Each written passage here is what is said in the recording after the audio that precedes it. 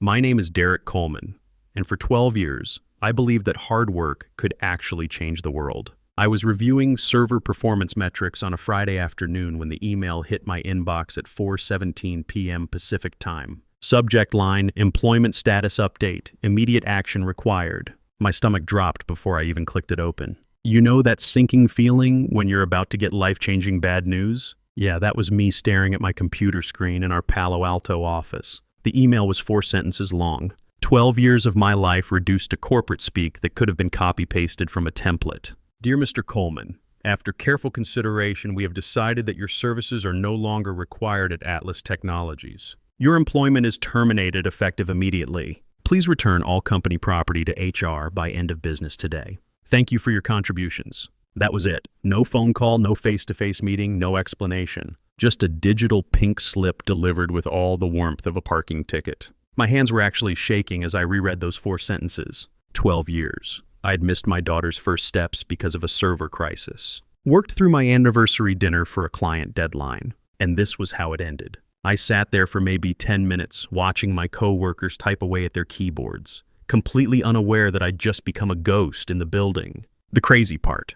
That morning, I'd been debugging the authentication system that kept our biggest clients' data secure. Atlas Technologies processed over $3 billion in transactions daily, and the distributed caching algorithms I'd built from scratch handled peak loads that would crash our competitors' platforms. Netflix's entire Christmas streaming traffic, that ran on code I'd written at 2 a.m. while my family slept upstairs. Growing up in Akron, Ohio, my dad worked at the Goodyear plant for 38 years. Mom cleaned houses for wealthy families in Hudson. We shopped at Walmart and considered Applebee's a special occasion. Dad always said, "Son, there's 2 kinds of people in this world. Those who build things and those who just talk about building things. Be a builder." I never had the luxury of a computer science degree from some fancy school. What I had was discipline and too many late nights teaching myself Python, Java, and C++ while my high school buddies were out partying. I'd been the backbone of Atlas Tech's infrastructure for over a decade.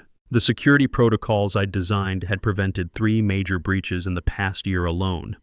Attacks that would have cost Atlas over $80 million in client compensation and regulatory fines. The distributed system I'd architected had a 97% uptime rate, industry best. When Goldman Sachs needed their trading platform to handle Black Friday volumes, they licensed my load balancing algorithms. When Airbnb's booking system crashed during peak summer season 2 years ago, they called me directly to consult on the fix. While Preston and his executive team sat in their glass offices talking about synergy and disruption, I was in the trenches building the actual foundation that kept their $1.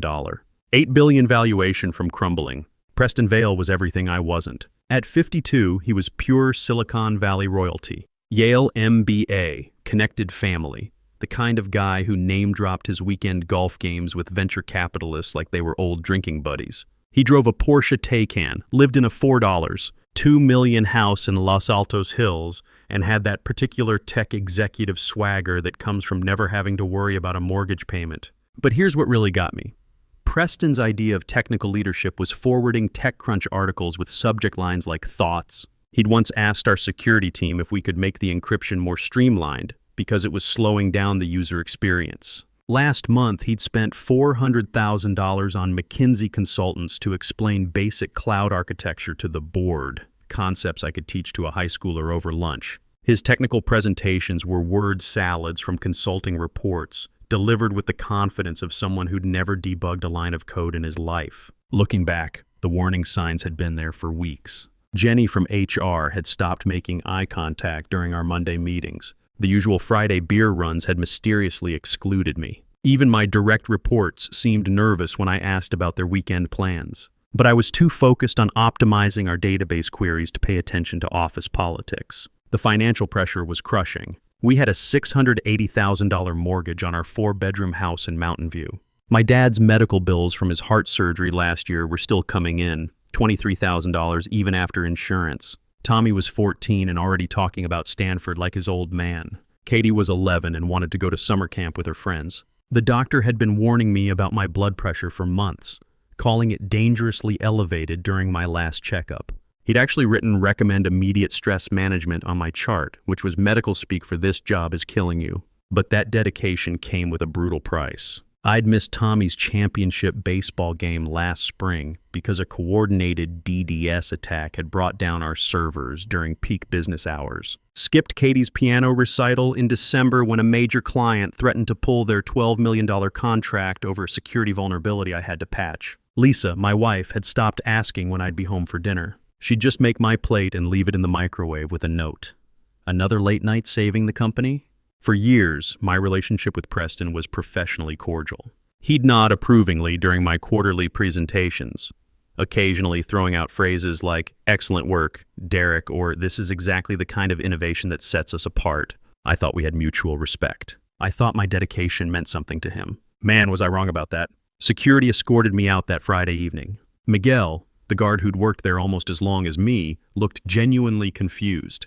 We'd talked every morning for years about his son's soccer league and his wife's nursing program at San Jose State. "See you Monday, Mr. Coleman," he called out, not knowing that Monday would be very different for both of us. "See you around, Miguel," I replied, not having the heart to explain that tomorrow would bring a lot of changes. The drive home was a blur of Highway 101 traffic and classic rock from the local station. I kept the radio loud to drown out the questions spinning in my head. Why now? What had I done wrong? Was this really just about cost cutting? Or was there something bigger happening that I'd missed? That evening, I did what any reasonable person does when their world implodes. I ordered pizza from our local place, cracked open a beer, and tried to make sense of it all. Lisa found me on the couch around 9, laptop open, already scrolling through job listings on LinkedIn. The kids were upstairs doing homework, completely unaware that Daddy's steady paycheck had just disappeared. "How bad is it?" Lisa asked, settling down next to me with her own beer. She'd been working as a nurse at Stanford Medical for 8 years, so she knew how to read people's stress levels better than most. "Bad," I said. No severance package mentioned. They just cut me loose after 12 years of keeping their entire platform running. We'd been married for 16 years. She knew me well enough to see past the calm exterior to the anger building underneath. "There's got to be more to this story," she said. "Companies don't just fire their top engineers without reason. Especially not the guy who built their entire infrastructure from the ground up." She was right, of course. There was more to the story. A lot more, I just didn't know it yet.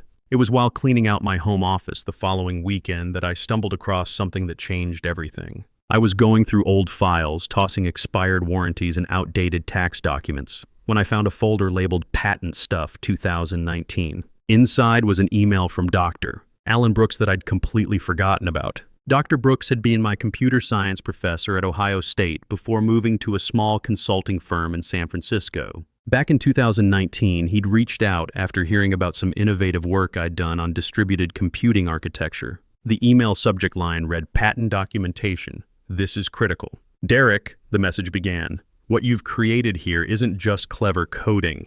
It's a fundamental breakthrough in how distributed systems communicate. This algorithm doesn't just synchronize data, it predicts optimal server loads 23 seconds before peak demand hits, preventing crashes that cost companies millions. File the paperwork. Trust me on this. Big companies have a way of forgetting where their best ideas actually came from." My hands were shaking as I read those words again. I remembered dismissing his urgency back then. Atlas Technologies was my employer. Anything I created belonged to them, right?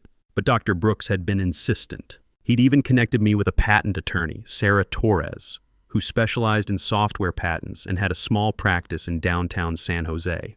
The patent had been approved in late 2019, System and Method for Predictive Load Distribution in Cloud Computing Environments. Patent number US 11,247,856, filed under my name alone, Derek Coleman, sole inventor. $22,000 from our emergency fund and a credit union loan. Lisa had trusted my judgment, even when I couldn't fully explain why it mattered. I pulled up the USPTO database with trembling fingers. Please still be active. Please still be mine. There it was, still valid, nearly 15 more years remaining on its 20-year term. Then I cross-referenced it with Atlas's internal documentation. What I found made my blood run cold, then hot with something I hadn't felt in years. Pure, focused anger. My algorithm wasn't just powering Atlas's platform. It was Atlas's platform. Every transaction, every client success story, every dollar of their $1, $8 billion valuation depended on code I owned. According to their own SEC filings, my patented technology generated 84% of Atlas's revenue.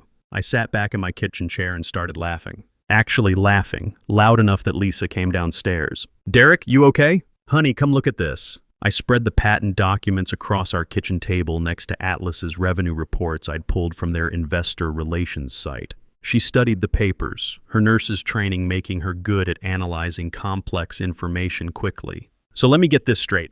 They fired you for being unnecessary." "That's right.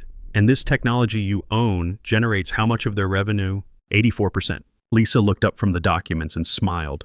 The first genuine smile I'd seen from her in months. Preston Vale is about to have a very bad year. Monday morning, I drove to Sarah Torres's office in downtown San Jose. She was in her late 40s, a former big law attorney who'd gone solo after getting tired of partnership politics at firms like Morrison and Associates. "Derek Coleman," she said, recognizing me immediately. "I was wondering when you'd call." "Sarah, I need to understand exactly what I'm sitting on here." We spent 2 hours going through every detail. Atlas had been using my patented technology for nearly 5 years without any licensing agreement. They'd simply assumed employee work belonged to them. My 2014 employment contract contained zero language about patent assignment. Every day they use your technology without authorization. They're committing willful patent infringement, Sarah explained.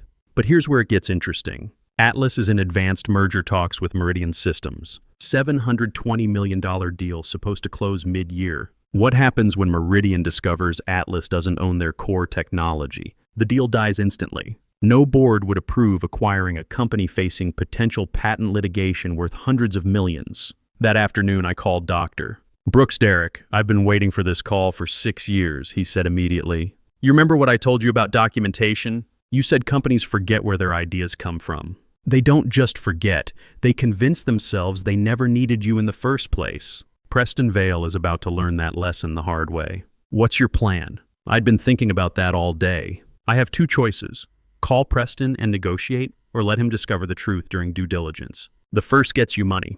The second gets you justice. After 12 years of loyalty repaid with a form letter, justice feels a lot more satisfying." Dr. Brooks chuckled. "Companies like Atlas think they can treat their technical talent like disposable resources. They forget that innovation comes from people, not org charts. Sometimes the best lessons are the ones that cost the most." I spent the next few days researching Preston Vale himself. His LinkedIn profile was a masterclass in nepotism, daddy's connections to 3 different VC firms, board positions inherited through family networks, lateral moves between executive roles. The guy had never written a line of code in his life, never pulled an all-nighter debugging a critical system. While I was teaching myself advanced algorithms from MIT courseware at 2 a.m., Preston was probably at networking events talking about synergistic opportunities. Internal documents I accessed through former colleagues showed he'd hired external consultants 17 times in 2 years to explain basic technical concepts to the board. The consulting bills alone totaled over $800,000, more than 3 times my annual salary. The merger news was everywhere. TechCrunch called it transformative. The Wall Street Journal quoted Preston about pivotal moments. Forbes featured him on their Disruptors to Watch list. My former colleagues were posting excited LinkedIn updates, completely unaware their CEO's biggest deal was built on technology he didn't own. Meanwhile, my blood pressure had dropped to normal levels for the first time in months. Sarah called Thursday afternoon. Meridian's legal team started their IP audit.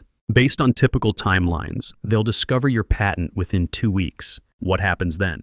Preston Vale has the worst day of his professional life. I thought about calling him, giving a heads up, working out licensing terms. But then I remembered that Friday email, 4 sentences, 12 years reduced to corporate boilerplate. For 12 years, I'd felt like a replaceable cog in Preston's machine. Now I realize the truth. He was nothing without me. The company, the merger, his entire career, all built on my work. Preston had thrown me away like garbage. Time to show him what happens when you disrespect the guy who built your kingdom. "Let them find it," I told Sarah. "Let's see how far they get before Preston realizes he doesn't actually own his most valuable asset." That weekend, I helped Tommy practice pitching in our backyard, actually present for once instead of mentally debugging server issues. When he asked what I was smiling about, I told him sometimes patience pays off in ways you never expect. The waiting game had begun, and for the first time in years, I held all the cards. The call came on a Tuesday evening while I was helping Katie with her algebra homework. My phone showed an unknown number with a 650 area code. Classic Peninsula business line. I almost let it go to voicemail, but something made me pick up. "Derek, this is Preston Vale. We need to talk. Now." His voice had lost all its usual executive polish. Gone was the smooth confidence that had charmed investors and intimidated competitors for years. He sounded like a man who'd just discovered his house was built on quicksand. "Hello, Preston. I'm surprised to hear from you. Last time we spoke, it was through a 4-sentence email. Cut the games, Derek. You know exactly why I'm calling. We just got the preliminary IP audit back from Meridian's legal team. There's an issue with patent US 11,247,856. I let the silence stretch while Katie worked through her equations. The irony wasn't lost on me, helping my daughter solve problems while Preston's world was falling apart. "I'm not sure what you mean, Preston. Could you be more specific? Don't play dumb with me. That algorithm is the foundation of our entire platform. Our clients process billions of transactions through that system daily. Netflix, Goldman Sachs, half the Fortune 500, they all depend on it. If there's some kind of ownership dispute, there's no dispute, Preston. The patent is very clear about who invented the technology and who owns it. Maybe you should have paid attention to who was actually building your company instead of hiring $800,000 worth of consultants to explain it to you." The silence that followed was so complete I could hear his breathing through the phone. "Look, Derek, we can work something out. Maybe there was an oversight in the original employment paperwork. We can backdate a licensing agreement, make this problem disappear. What do you want? Stock options, a consulting contract? We're reasonable people here. Reasonable people don't fire loyal employees by email, Preston. And I'm not interested in backdating anything. That would be fraud, wouldn't it? Though I suppose fraud is probably just another Tuesday for you. Derek, you need to understand what you're doing here. This merger affects hundreds of jobs, thousands of clients, millions of users. You can't just blow up a $720 million deal because you're upset about being laid off." I looked at Katie, bent over her homework, completely absorbed in solving for X. 12 years I'd missed moments like this for Preston's company. 12 years of choosing his problems over my family. "I'm not blowing up anything, Preston. I'm just a guy with a patent who got fired by email after building your entire infrastructure from scratch. What happens next is entirely up to you. Name your price. Seriously, whatever you want. What I wanted was respect after 12 years of making you rich. What I wanted was a phone call instead of a form letter. What I wanted was for you to remember that real people built the foundation you've been taking credit for." I hung up on Preston Vale that Tuesday night, feeling something I hadn't experienced in years. Complete control over my own destiny. The next morning brought chaos. My phone rang 13 times before 9 a.m. Calls from Atlas's head of legal, their CTO, and what seemed like half the corporate law firms in Silicon Valley. I let them all go to voicemail and spent the morning at my local gym, working through a deadlift session that felt particularly satisfying. The messages were increasingly desperate. Subject lines ranged from professional, urgent patent licensing discussion to panicked, time-critical business matter. Please respond immediately. The most interesting call came from Meridian's general counsel, Patricia Wong, a name I recognized from Forbes articles about high-stakes corporate litigation. "Mr. Coleman, this is Patricia Wong from Meridian Systems. I believe we need to have a conversation about patent US 11,247,856 and its implications for our pending acquisition. I'm hoping we can find a mutually beneficial resolution." Mutually beneficial. Corporate speak for you have us over a barrel. Please don't squeeze too hard. I called Sarah Torres first. "Derek, my phone hasn't stopped ringing since yesterday. Half the law firms in Silicon Valley want to represent Atlas in settlement negotiations. The other half want to represent you in litigation. I've never seen anything quite like this. What's your read on the situation?" Meridian is sophisticated. They knew exactly what to look for in the IP audit. When they found your patent powering 84% of Atlas's revenue, their deal team probably called an emergency board meeting. No company acquires technology they don't own. Preston showed up at my apartment complex Saturday morning. I watched him from my second-floor window, standing in the visitor parking lot next to his Porsche Taycan. The car looked out of place among the Hondas and Toyotas, just like Preston looked out of place in his wrinkled $1,000 suit. He'd aged 5 years and 5 days. His usually perfect hair was disheveled, his expensive clothes looked slept in, and there were dark circles under his eyes that suggested he hadn't been sleeping well. The confident executive who delivered quarterly presentations with practiced ease was gone.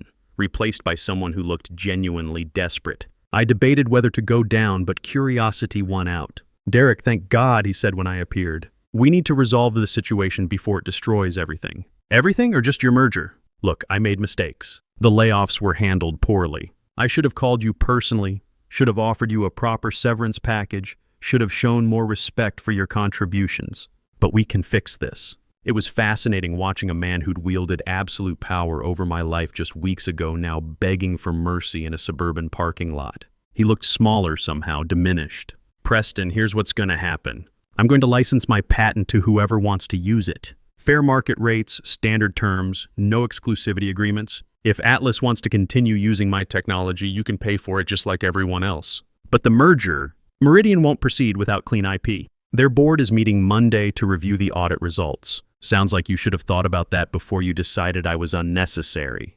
"Derek, please, I know I screwed up, but think about all the people this affects. Sarah from accounting, Miguel the security guard, all the engineers on your old team. They don't deserve to lose their jobs because of my mistake. Funny how you care about other people's jobs now. Where was that concern when you were firing the guy who built your platform?" His shoulders sagged. "What do you want from me? I want you to understand that actions have consequences. I want you to remember that the people who actually build things matter more than the people who just talk about building things. And I want you to live with the knowledge that you destroyed your own company because you were too arrogant to respect the talent that made you successful." Preston's face went pale. "You're really going to let the merger die?" "I'm not letting anything die, Preston. You killed it the moment you sent that email. I'm just not resurrecting it for you." The news broke Monday afternoon. TechCrunch ran the headline, "Atlas Meridian merger collapses amid patent dispute." The Wall Street Journal was more direct. $720 million deal dies as cloud giant discovers it doesn't own key technology. Preston's statement was a masterpiece of corporate doublespeak.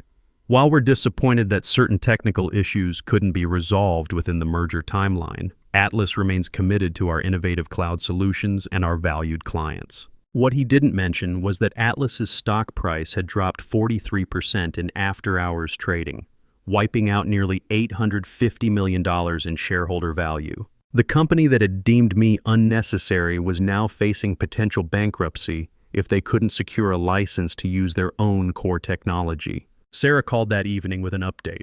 Atlas's board called an emergency meeting. Word is they're voting on Preston's future tomorrow morning. And? Let's just say updating your LinkedIn might not be Preston's biggest priority right now. Lisa found me on our back patio that night, watching Tommy practice pitching against our fence. "How are you feeling about all this?" she asked. "You know what's strange? I'm not angry anymore. I'm not even particularly happy about Preston's situation. I just feel free." "Free?" "For the first time in 12 years, I don't have to worry about someone else's emergency becoming my crisis. I don't have to choose between their deadlines and our family. I get to decide what matters." Tommy called over from the fence. "Dad, you think I'm ready for varsity tryouts next year? Come here, buddy. Let's work on your form." For the first time in years, nothing was more important than my son's fastball. Preston Vale was fired by Atlas's board on Thursday morning. The official statement cited strategic differences and failure to manage critical business relationships. His replacement was the CFO, Greg Murphy, a quiet guy who'd actually started as an engineer before moving into finance. Greg had been there since the early days and understood what it meant to build something from scratch. Greg called me that same afternoon. Unlike Preston's panicked desperation, Greg's approach was straightforward and professional. "Derek, this is Greg Murphy. I'm sure you know I've just been named interim CEO. I'd like to discuss licensing terms for your patent." "I'm listening." "We both know Atlas can't survive without your technology. We're prepared to offer fair market value for a non-exclusive license, plus back pay for the 5 years we've been using it without authorization." "What kind of numbers are we talking about?" $100 million for the license, plus $25 million in back pay. Total of $125 million. I nearly dropped the phone. $125 million. For a patent I'd almost forgotten existed. That's substantial. "Derek, I've reviewed your personnel file from top to bottom. I was there when you single-handedly saved us from that Christmas Eve server crash in 2018. I watched you prevent 3 major security breaches that would have killed us. Preston's handling of your termination was inexcusable. You built this company's foundation, and we should have recognized that years ago. That was the closest thing to an apology I was going to get from Atlas Technologies. And honestly, it was enough. Within 3 weeks, I had 6 competing offers from major cloud providers who wanted to license my patent. Amazon Web Services led the pack with $55 million upfront plus 22% royalties on all implementations. Google Cloud offered $48 million plus consulting contracts. Microsoft threw in partnership opportunities that would have made my old salary look like pocket change. The tech industry was smaller than people realized. Word had gotten out about the guy from Ohio who'd brought down a $750 million merger with a single patent. TechCrunch ran a follow-up article titled The Derek Coleman Effect: How One Patent Changed Silicon Valley's Approach to Engineering Talent. Forbes called it the revenge of the builders. Sarah Torres was having the time of her life. I've been practicing patent law for 15 years, she told me during our final strategy session. I've never seen anything create this much industry buzz. You've got CEOs calling emergency meetings to audit their own IP portfolios. Meanwhile, Atlas Technologies was hemorrhaging clients faster than their servers could process cancellation requests. Netflix had already migrated their infrastructure to AWS, citing concerns about platform stability. 3 Fortune 500 companies followed suit within days. The tech press was calling it the Atlas Exodus. The licensing agreement with Atlas was signed on a Tuesday morning in Sarah's modest downtown office. Greg Murphy signed for the company, looking relieved that they'd finally secured the rights to their own core technology. $125 million for a non-exclusive license to patent U.S. $11,247,856. I used part of the settlement to pay off our mortgage that same day. Lisa actually cried when I told her we owned our house free and clear. No more worrying about layoffs, she said, hugging me in our kitchen. No more choosing between family time and someone else's emergency. The kids didn't fully understand what had happened, but they knew Daddy wasn't stressed about money anymore. My blood pressure at my next doctor's appointment was completely normal for the first time in years. Whatever you're doing differently, doctor. Peterson said, keep doing it. 6 months later, doctor. Brooks called with a proposition. Derek, I've been thinking about coming out of retirement. What would you say to starting a consulting firm together? Focus on helping individual inventors protect their intellectual property. What would we call it? How about Brooks Coleman Patent Advisory? We opened our doors 3 months later in a renovated warehouse space in downtown San Jose, not far from where Sarah had her practice. Our mission was simple: help working engineers and programmers understand their rights and protect their innovations before companies could exploit them. Our first client was a brilliant young programmer from Detroit named Marcus Williams, who developed a revolutionary approach to machine learning optimization. He reminded me of myself at 25, talented, hardworking, and completely naive about the business side of technology. Here's the most important advice I can give you, I told him during our initial consultation. Always file the paperwork. Always protect your work. Document everything. Companies have a way of forgetting where their best ideas actually came from, but patents have long memories. The irony wasn't lost on me that I'd learned more about business strategy from being betrayed than I had from 12 years of loyal employment. Sometimes the best revenge isn't getting even. It's building something better and making sure it can never be taken away from you again. Preston Vale landed at a smaller firm 8 months later, with a significantly reduced title and a fraction of his previous salary. I heard through the Silicon Valley grapevine that he'd been essentially blacklisted from CEO positions at major tech companies. Word gets around when you mismanage a deal that badly. Business schools were already using the Atlas Meridian collapse as a case study in the importance of respecting technical talent. Within 18 months, I'd licensed my patent to 7 major cloud providers. Atlas's market share dropped from 31% to 14% as clients migrated to platforms with more stable IP foundations and better engineering cultures. The company that had deemed me unnecessary was now a cautionary tale about what happens when you forget who actually builds your success. These days, I sleep well at night, knowing that every line of code I write belongs to me until I decide otherwise. I coach Tommy's baseball team on weekends. He made varsity as a sophomore, and I haven't missed a single game. Lisa and I actually have dinner together most nights. Katie's piano recitals are no longer optional. They're the highlight of my week. Last month, Tommy asked me what I learned from the whole experience with Atlas. Well, buddy, I learned that loyalty is a two-way street. I learned that your work is worth more than you think it is. And I learned that sometimes the best thing that can happen to you is getting fired. Really?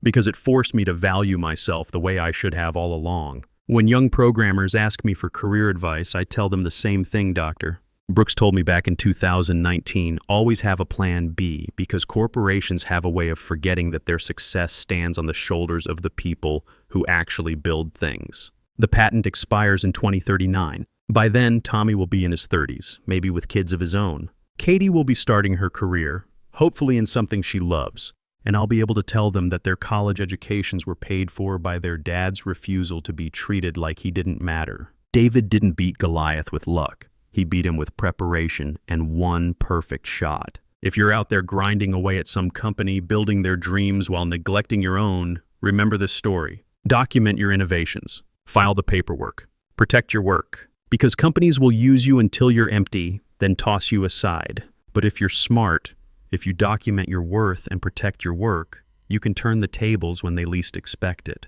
And if they ever fire you by email after years of loyal service, well, you'll be ready. That's worth more than all the stock options in Silicon Valley.